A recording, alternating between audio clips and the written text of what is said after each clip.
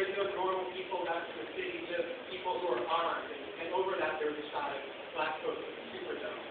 You had the then police chief, Eddie Compass, saying there's mass murders, there's mass rapes of infants happening. You had this idea that this discussion of there being snipers in the city, that police workers are being shot at.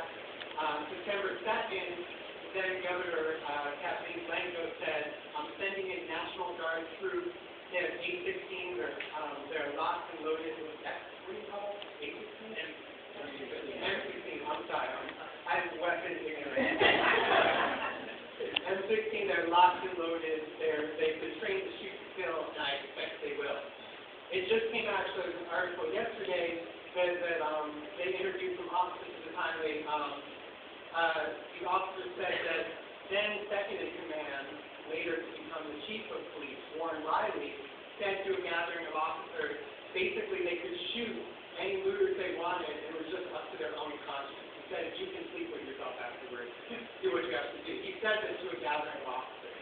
So this was the atmosphere that was in that city. What happened in that period was, even by the standards of what I would say is probably the most violent and criminal police force in the country, even by those standards, it was incredible and outrageous and heartbreaking and terrible. We had, on September 2nd, on that same day that Governor Blanco made that statement, Danny Brumfield Sr., a 45-year-old African-American man, was outside the New Orleans Convention Center along with thousands of other people with his family. They were seeing military vehicles and police cars drive by. No one was stopping, no one was dropping off food, no one was dropping off water. He went running up to one police car to ask for help. The police car deliberately hit him in front of his family and some other people, then shot him in the back.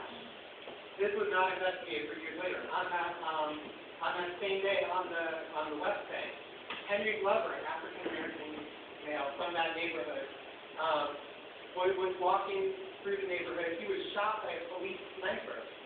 A good Samaritan, someone who didn't know him, rescued him, basically, saw him and was like, all right, we're going to take you, try and get help. He made a terrible decision, which was, oh, there's a police encampment over here, I'm going to take you to this police encampment for help. He takes him to the police encampment, and the police encampment are like, oh, you're, black man, one who's been shot, you're clearly criminal. They beat up the good Samaritan, take his car with Henry Glover still in the car, and so the last person saw Henry Glover was he was in the car, bleeding to death in the back seat. The next the car was discovered, it had been burned. Henry Glover's body was in there, burned with a bullet hole in the skull.